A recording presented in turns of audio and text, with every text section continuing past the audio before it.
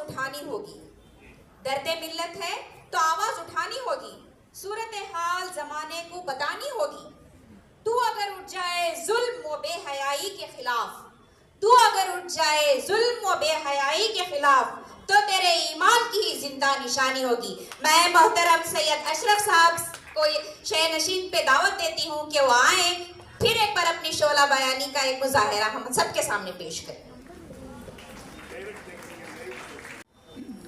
सदर जलसा जनाब उबैदुल्लाह शरीफ साहब, जनाब मुबीन मुनव्वर साहब, जनाब रियाज साहब, जनाब माज साहब और यहाँ आए हुए मेरे भाई बहन तालिबात और तालिब इल्म, मैं आप सबकी खिदमत में। तो हर एक हमें इज्जत की निगाह से देखता है, हर एक हमें बुलाता है, बात करता है, पूछता है। जब हम तालीम याफ्ता नहीं हैं, हमारे पास इल्म नहीं होगा, तो कोई भी हमें नहीं बुलाता, कोई भी हमें बात नहीं करता। इसलिए हम लोगों को जो है ना, अपने बच्चों को ज़्यादा से ज़्यादा जितना हो सके तालीम दे। आज यहाँ इनाम का दिन है। हमारे अंजुमन तरक्की उर्दू कर्नाटक हिंद की शाख ने आप इन बच्चों के लिए इनाम का इंतज़ाम किया गया है।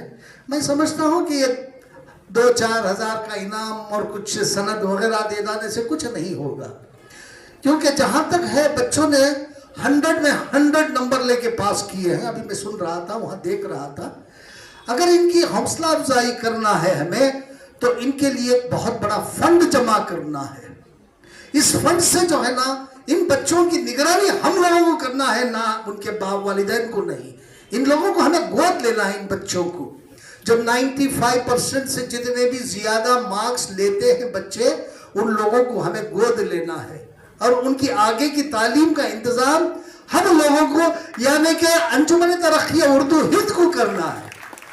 मैं अभी हमारे सदर साहब से बात कर रहा था और मैं उनसे गुजारिश कर रहा था कि छोटे छोटे इनामात से कुछ नहीं होगा। जब तक हम अपने बच्चों के आला तालीम का इंतज़ाम नहीं करेंगे, हम कुछ भी नहीं कर सकते। फिर आगे चल के हमारे बच्चों को सबसे पहले देखिए, हमारे यहाँ ही नहीं है, छोटे छोटे गाँव में भी मैं जाता हूँ, वहाँ देखता हूँ हमारे बच्चे बच्चियाँ जो है ना, बहुत अच्छी तरह से पढ़ रहे हैं, अच्छे नंबरों से पास हो रहे हैं।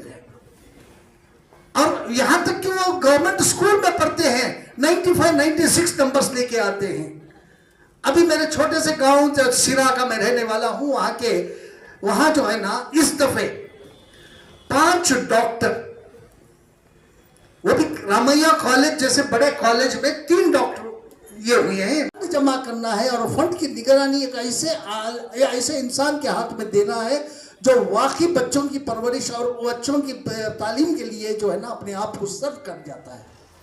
और हम लोगों को 95% से ज्यादा जो भी बच्चे आते हैं, पढ़ के आते हैं और वो हमारे सामने आते हैं, तो उनको जो है ना, उनको हमें गोद लेना चाहिए। उनको गोद लेके, क्योंकि ज्यादातर गरीब बच्चे हैं। मालदारों के बच्चे तो पढ़ लेते हैं, उनके वालिदैन उनको पढ़ा लेते हैं, लेकिन जो गरीब बच्चे हैं उनको पढ़ाने वाला कोई नहीं होता। बाद में जाके ड्रॉप आउट हो जाते हैं वो बच्चे। उन ड्रॉप आउटों को बचाने के लिए हम लोगों को एक फंड बनाना चाहिए। और सबसे पहले जो है ना, मैं इस फंड का ऐलान आप लोगों की तरफ से मैं करता हूं। मेरे तरफ से इस फंड के लिए 5 लाख रुपए देने जा रहा हूं मैं, इंशाअल्लाह। लेकिन हमारे बच्चों की तालीम के लिए इंतजाम करने वाला ये फंड जो है ना, अच्छे लोगों के हाथ में हो और बच्चों को जो है ना, सही तालीम उनको आगे बढ़ाए। क्योंकि बहुत ज्यादा गरीब बच्चे हैं, उनके माँ बाप पढ़ा नहीं सकते। हम लोग जाएंगे, मुखीर हजरात के पास जाएंगे, उनसे मिलेंगे, उनके सामने बात रखेंगे और जो है ना, उनसे जो है ना, जो भी मदद होती है लेंगे और हम उन बच्चों को अडॉप्ट करेंगे। हमारे इसके अंजुमन की तरफ से उनको अडॉप्ट करके जो है ना, उन बच्चों को आगे की तालीम का इंतजाम जब करेंगे हम, तब जाके हमारे बच्चे सुधरेंगे और जब जाके कहीं जो है ना, तालीम याफ्ता बनेंगे और बड़े बड़े ओहदों पे फायज होंगे। क्योंकि नहीं कर सकते। अल्लाह ताला का भी फरमान ये है, कुरान शरीफ में सबसे ज्यादा अगर किसी चीज के ऊपर जोर दिया है अल्लाह ताला ने, वो तालीम पे है।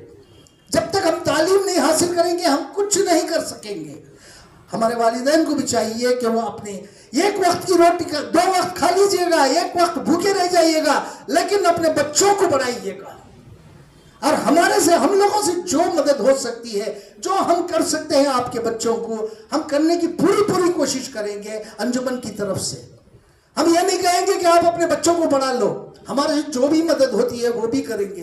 ये सनद वनद ये देना, छोटे छोटे इनामात देना तो अपनी जगह है, लेकिन जो है ना उनको अच्छी तालीम दे दे तो दुनिया का सबसे बड़ा इनाम होगा बच्चों के लिए।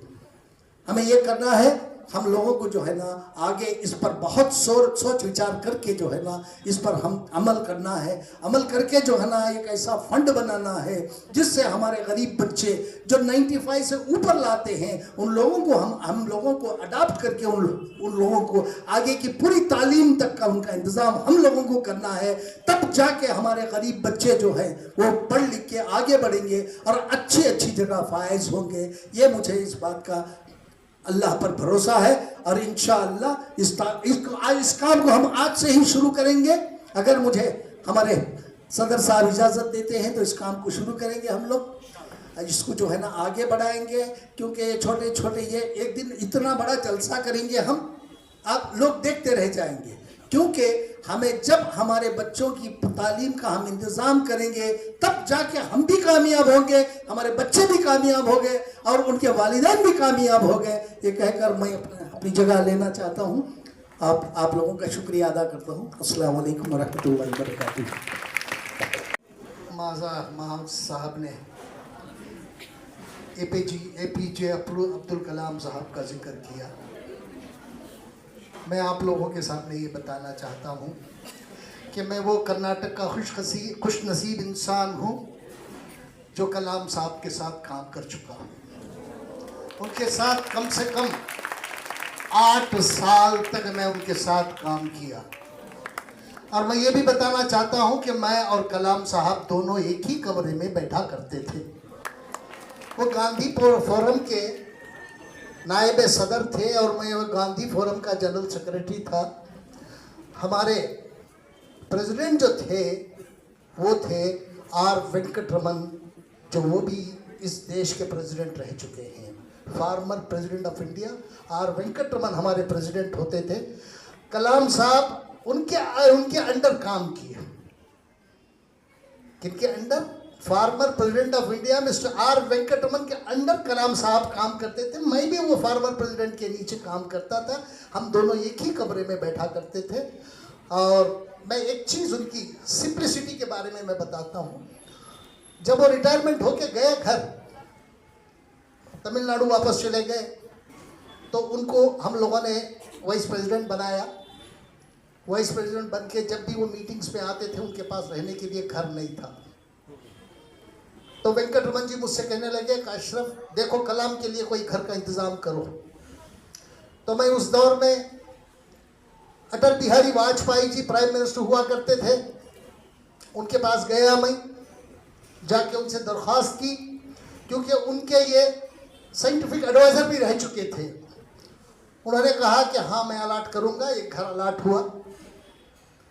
वो घर जो है ना इंडिया गेट है दिल्ली का, आप लोग भी जानते होंगे। इंडिया गेट के बिल्कुल बगल में था वो घर और 7 कमरों पे मुश्तमिल था।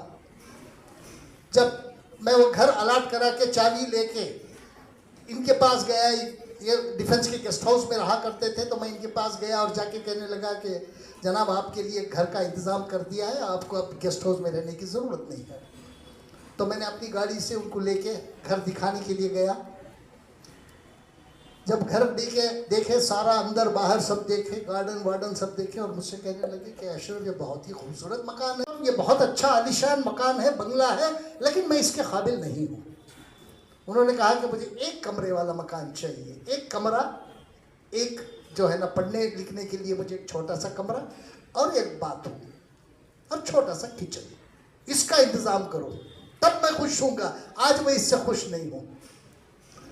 तो मेरा कहने का मतलब है कि वो जो है ना इतने सिंपल थे जिन्हें मैंने उनके साथ 8 साल गुजारे हैं। मैं सिर्फ प्राइम मिनिस्टर के साथ ही नहीं, प्राइम मिनिस्टर के साथ मैंने 10 साल गुजारे थे, इनके साथ भी मैंने 8 साल गुजारे। लेकिन इतनी सिंप्लिसिटी मैं किसी भी नेता में नहीं देखा। जब ये प्रेसिडेंट हो गए तो मैं इनसे मिलने गया, जाके कहने लगा आज आप एक कमरे का मकान मांग रहे थे, आज 400 कमरों के मकान में आप बैठे हैं। तो हंस के मुस्कुरा के मुझसे कहने लगे कि अशरफ मैं क्या करूं, ये मेरी मजबूरी है, क्योंकि मैं दूसरे लोगों को दिखाना है कि मैं राष्ट्रपति हूं। जब तक मैं हूं मुझे मजबूरन इसमें रहना पड़ेगा।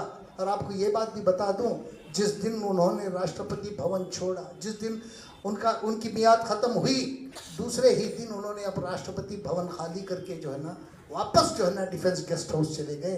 ये उनकी सिंप्लिसिटी थी। इतना बताना मैं आप लोगों को